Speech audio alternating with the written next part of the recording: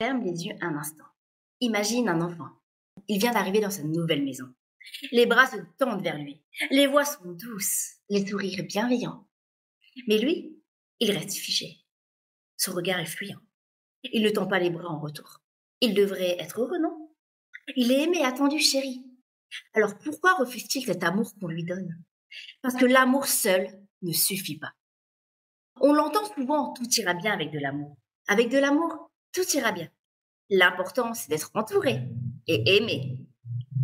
Un enfant adopté a juste besoin d'amour pour aller bien. C'est une idée réconfortante, mais elle est fausse. L'amour est essentiel, mais il ne guérit pas tout. L'enfant adopté ne part pas d'une page blanche. Il arrive avec une histoire, une blessure invisible que l'amour seul ne peut pas effacer. Imagine un oiseau avec une aile cassée. Tu lui donnes, tu lui donnes un nid douillet, tu lui offres de la nourriture, tu lui parles doucement. Mais si son aile est brisée et que personne ne la soigne, il ne volera jamais. Un enfant adopté, c'est pareil. L'amour est une base, mais sans compréhension, sans patience, sans sécurité intérieure, il ne pourra pas s'attacher pleinement. Et c'est là qu'intervient l'attachement. L'attachement, c'est ce lien profond et instinctif qu'un enfant crée avec une figure parentale. Il se construit dès les premiers mois de la vie. Mais quand ce lien est brisé trop tôt, il laisse des traces. Il existe 4 styles d'attachement. L'attachement sécure. L'enfant sait qu'il peut compter sur ses parents. Il se sent en sécurité. Il développe une bonne estime de lui et de ses relations sociales. L'attachement sécure, c'est l'enfant, à chaque fois qu'il a pleuré, ses parents, ses caregivers, c'est-à-dire ceux qui ont pris soin de lui, ont répondu à ses besoins.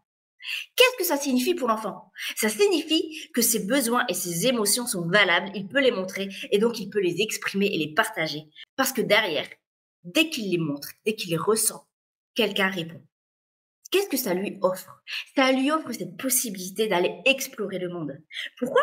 Parce qu'en tant que petit enfant, j'ai la conviction qu'à chaque fois que je vais me retrouver en détresse ou en stress, mon caregiver va être là pour pouvoir me réconforter. Donc, je peux aller explorer le monde, je peux aller découvrir le monde. Et en cas de problème, en cas de détresse, je reviens chercher la sécurité affective et émotionnelle auprès de mes parents. L'attachement évitant. L'enfant insécure évitant va s'éloigner émotionnellement de lui-même et du monde pour se protéger. C'est un mécanisme de défense qui lui permet de faire face durant l'enfance, voire de survivre dans un contexte où les émotions n'ont pas leur place. La majorité des évitants a grandi avec des parents peu présents physiquement ou psychiquement ou plutôt rejetants. Lorsque l'enfant recherchait leur proximité dans des moments de stress, il ne recevait pas le réconfort, voire même il était jugé ou rejeté. À force d'expériences répétées de ce type, il intègre l'idée que ses émotions ne sont ni valables ni montrables et qu'il vaut mieux finalement se débrouiller tout seul pour contrôler sa détresse intérieure. L'enfant évitant développe ainsi une habitude à désactiver son système d'attachement, c'est-à-dire à minimiser ses émotions et ses besoins relationnels. Ce faisant, il reproduit le mode évitant que l'on retrouve souvent chez ces figures d'attachement qui ont elles-mêmes vécu la même chose. Les conséquences, c'est une forte anxiété, une froideur, une distance. C'est-à-dire que ça va être des personnes que vous allez retrouver qui vont peut-être se sentir détachées d'eux-mêmes et des autres. Une estime de soi basse et un manque d'assurance et d'amour de soi. L'attachement anxieux ambivalent. La personne avec un attachement anxieux a un grand besoin de proximité pour être rassurée et réconfortée. Elle a besoin de sentir le soutien physique et psychique de quelqu'un auprès d'elle pour diminuer son anxiété. En effet, elle n'a pas fait l'expérience, étant enfant, de se sentir les parents présents pour elle de façon permanente et stable. Et donc, à l'âge adulte, toute distanciation avec ce qui compte est vécue comme difficile, voire impossible dans certains cas.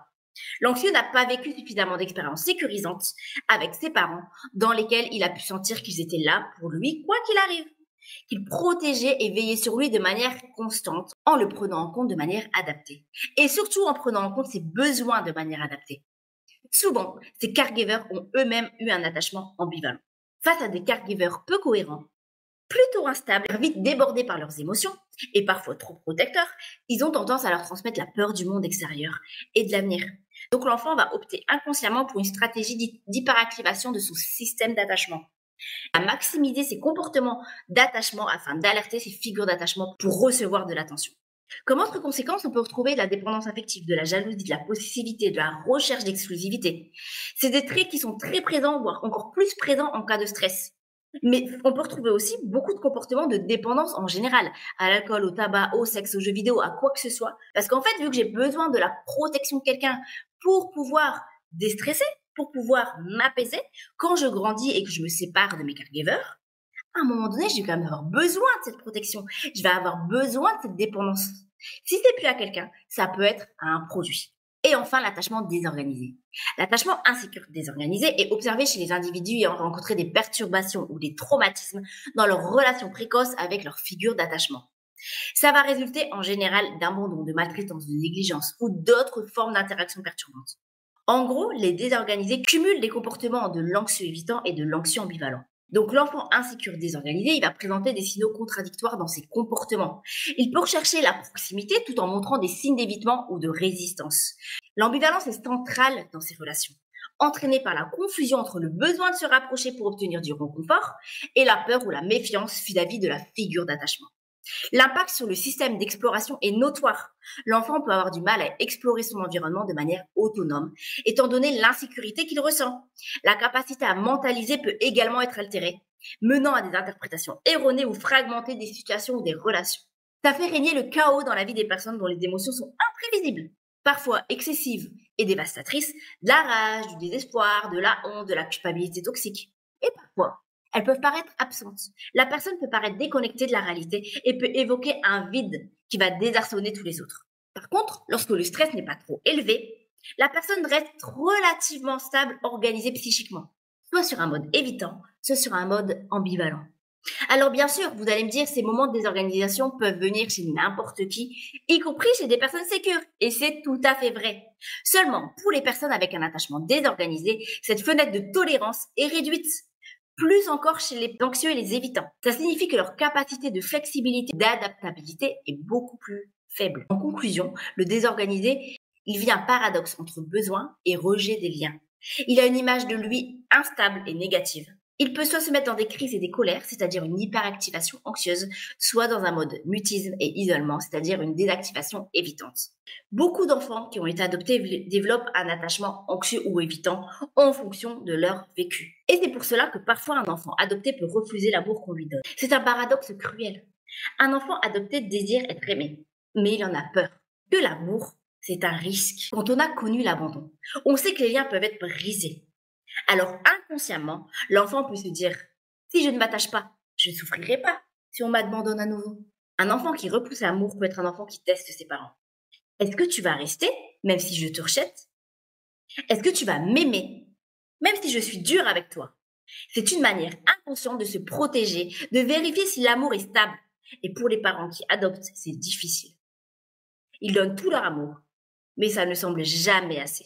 Ce n'est pas une question d'amour en vrai.